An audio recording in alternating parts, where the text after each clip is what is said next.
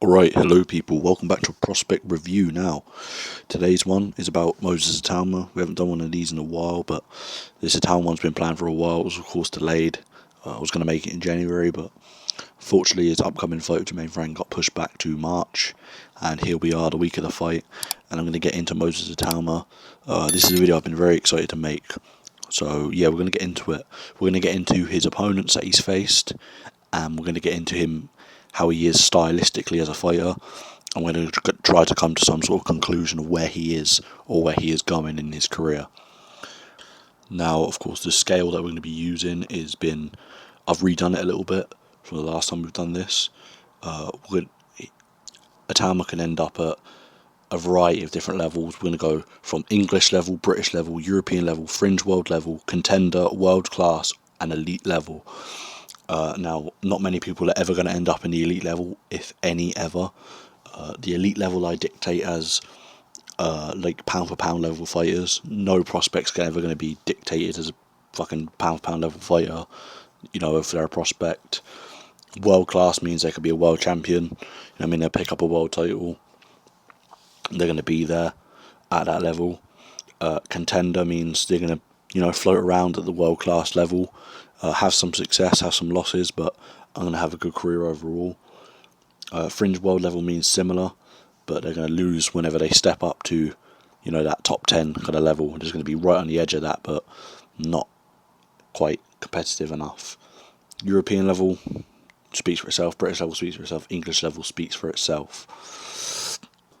So yeah, we're going to get into this breakdown of Moses Itauma by starting with his opponents. He is currently 13-0, of course, in the heavyweight division, with 11 of those wins coming by way of knockout. He's boxed 26 rounds and has had a career which has gone on from 2023 to 2025, of course, with a fight coming up in March of this year.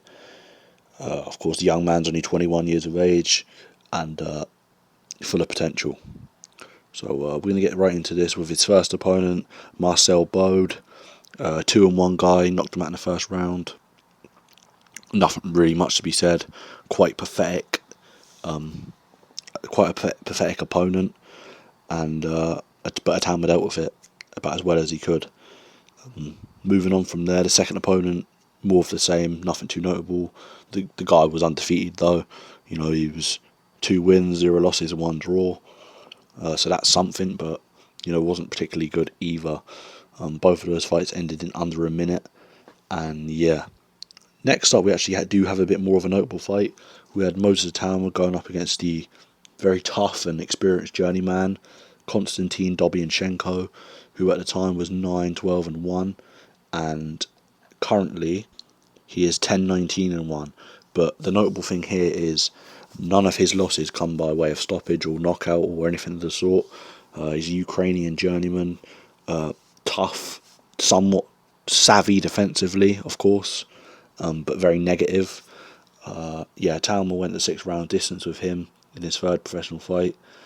But the notable thing is, with Dobianchenko, he's been in there with the likes of Huey Fury, Jamie TKV, Matty Harris, who he actually beat, who was a bit of a touted prospect, who there's a rumour going around that he actually knocked out Itauma in sparring, so that tells you something about Matty Harris. Not that I personally think Matty Harris is a particularly good pro, but you kind of hear stories and it kind of gets floated around in the industry that this person's good. And either way, he was a prospect at the time, and Dobianchenko actually beat him, picking up a very rare win. He's also been in there with Damian Kaneba, who's decent. So yeah, what I'm getting at with Dobianchenko is that he is a tough, experienced journeyman. Itauma beat him every round, had no real issue. Maybe showed some signs of frustration in there, but overall looked pretty much punch perfect. Like, was displaying good skills. It's good to see him go 6 rounds at this point in his career. It's something we need to see now, is him do the rounds. But back then it was a good thing to see, considering his first 2 fights, both combined, were under a minute. Seeing him go 6 rounds in his third fight was actually pretty good.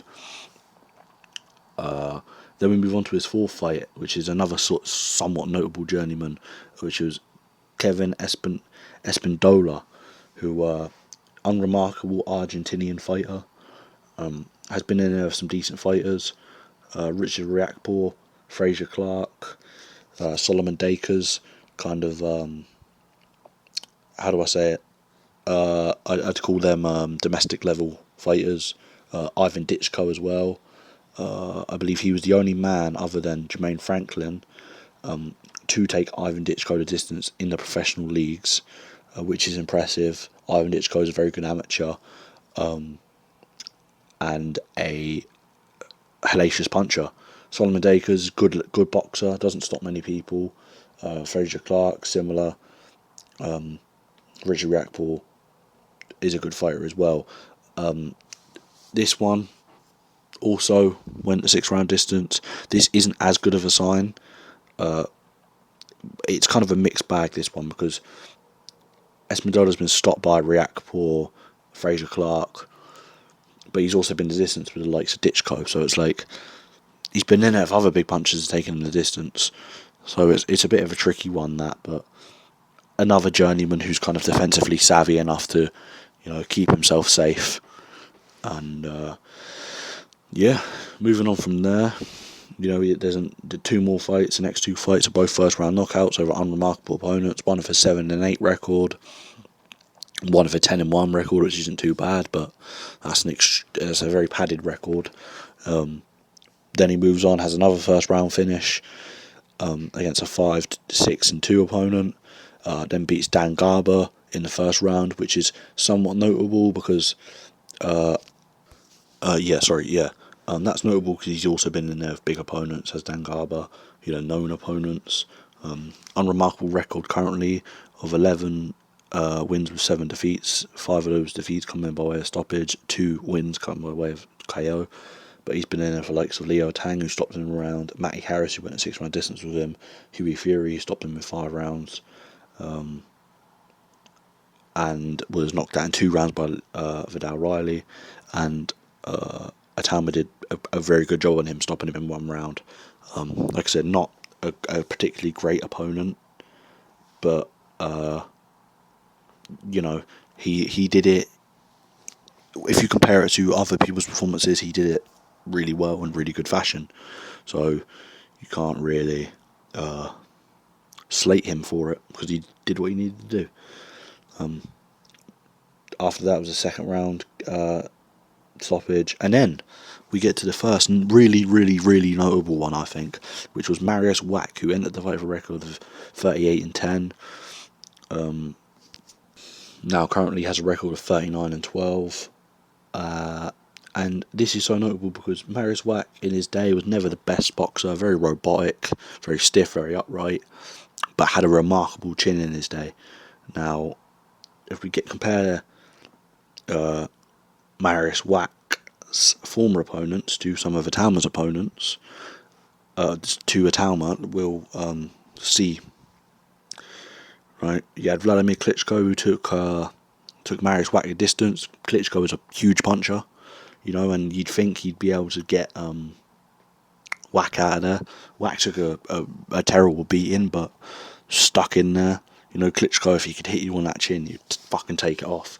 He could really bang. Was TKO'd by injury to Alexander Povetkin. Povetkin, once again, another big puncher. Jarrell Miller stopped him in 9 rounds. That's the first time he'd ever stopped. Like I said, though, 9 rounds. Took Jarrell Miller 9 rounds to stop him. Then lost by split decision to Art Spilka. 8 rounds to Bacoli. Remember that, 8.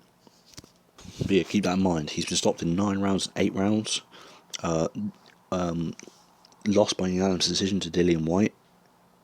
Lost by unanimous decision to Hughie Fury when Hughie Fury was still somewhat decent. Lost by KO in 6 rounds. Arslan Mahmudov, fair enough, was stopped there definitively, but 6 rounds, keep that in mind.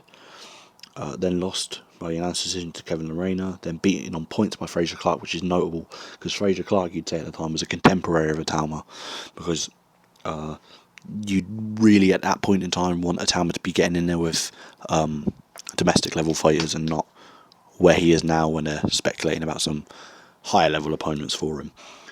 And then Itauma stops him in 2 rounds. So if you compare it, knowing that Marius Wack had a very, very good chin, and Itauma stopped him so much quicker than anybody else. It tells you something.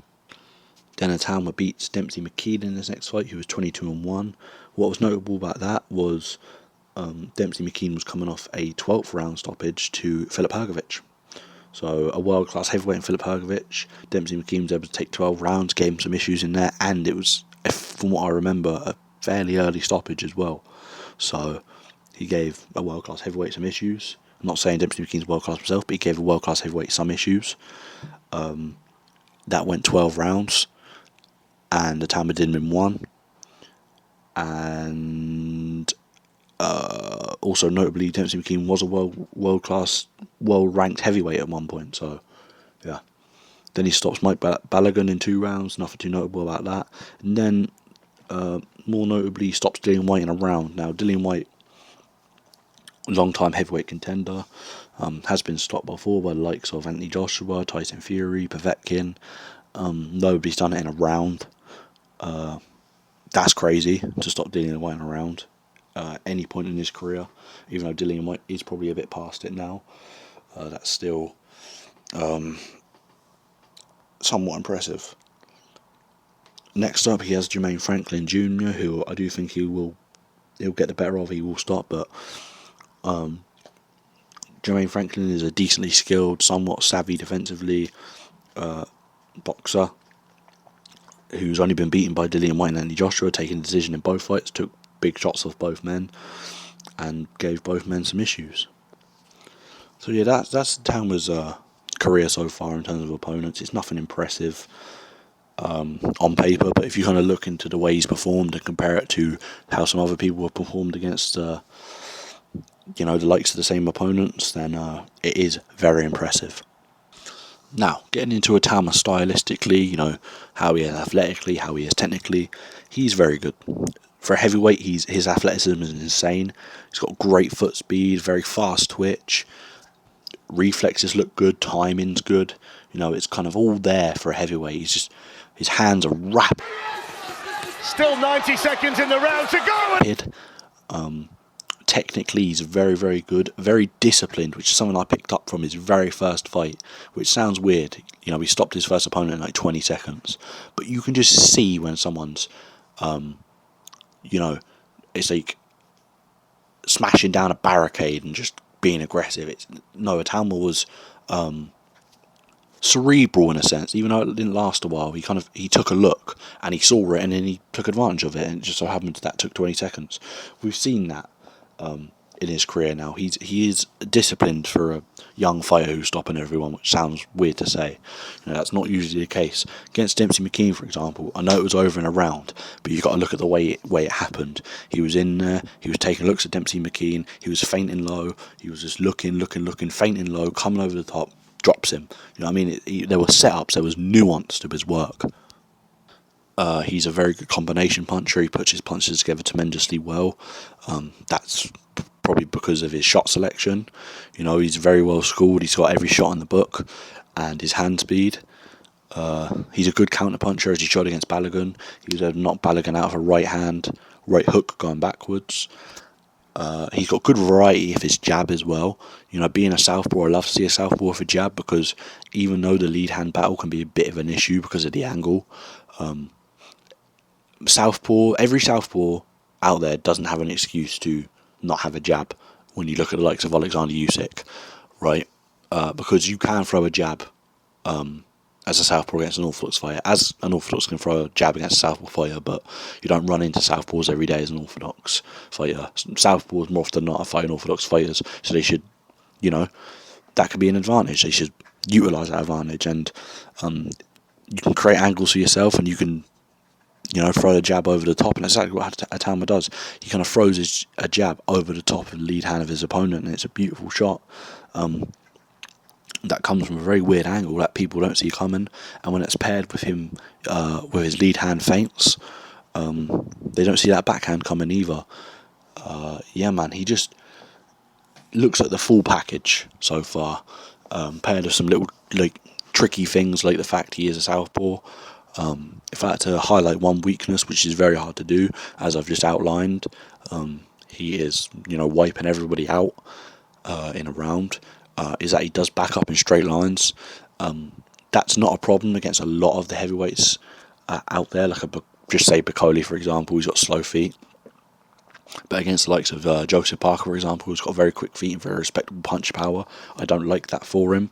But he can certainly get away with it, even at the world-class level, to an extent. Not against everyone, but to an extent. Let's get into where I think he is. I think he is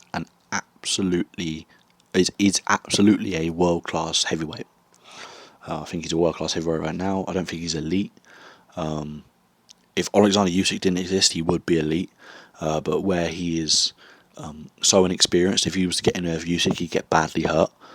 But at this point in his career, could he pick up wins against Fabio Wardley? Yes. Zhali Zhang? Yes. Philip Hrgovic? Yes. Piccoli? Yes. Ajagba? Yes. Richard Torres? Yes. Gassiev? Yes. Those are a couple of the Ring Magazine's top 10 heavyweights. If they're all going to be world-class heavyweights, he can absolutely beat them. Could he catch Tyson Fury at this point in his career? Don't see why not. Tyson Fury's slowing down tremendously. Could he beat Ajit Kabayel? It's tricky, but yeah, he could beat him. From what I see, I think he could. He matched up well. Danny Dubois, yes. It's just, what they need to do is they need to manage this part of his career well now, because he's in a position where he can't fight the Balagans of the world anymore. But he can't get in there with the Usyks of the world either, so you got to find a good balance. I think a good fight for him after Jermaine Franklin would be Hrgovic, Zhang, Piccoli. Any of them three I like for him. But right now I'd say he's a world-class heavyweight. And he's going to go on to a very, very good, very fruitful career, I think. So yeah, thank you for watching. Goodbye.